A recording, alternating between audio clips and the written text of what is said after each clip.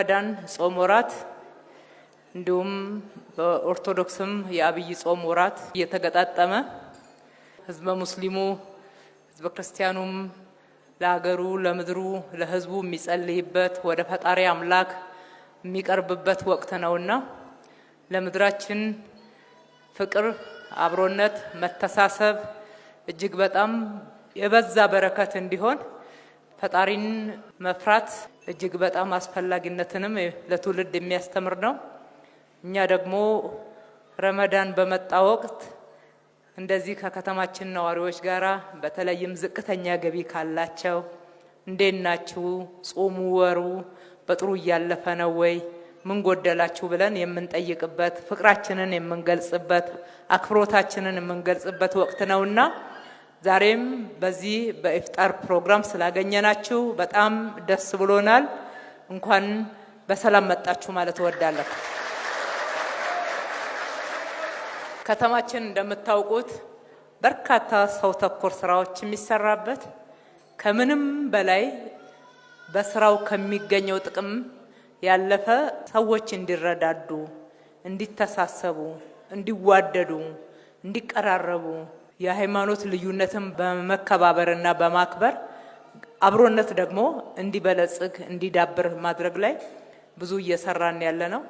በዚህም በኩል ህዝበ ሙስሊሙም እየሰራ ያለው በክርስቲያን በዓላት ጊዜ እያደረገ ያለው መልካም ተግባር እንዲሁም ክርስቲያኖችም በሙስሊም በዓል ጊዜ እያደረጉ ያሉት መልካም ተግባር ከተማችንን በአርአያነት በምሳሌነት የምትጠቀስ መልካም ከተማ አድርጓታልና መረዳዳታችሁ፣ እርስ በርሳችሁ መተሳሰባችሁ፣ መተዛዘናችሁ ተጠናክሮ ይቀጥላል።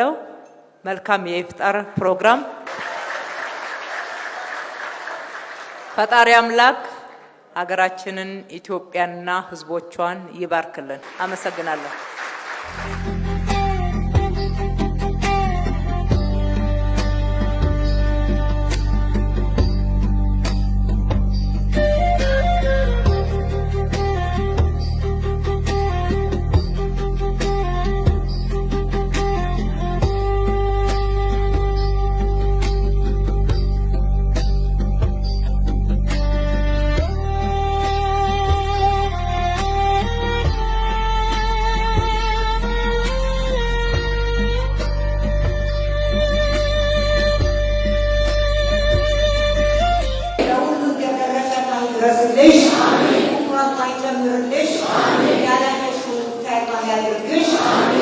Bismillahirrahmanirrahim.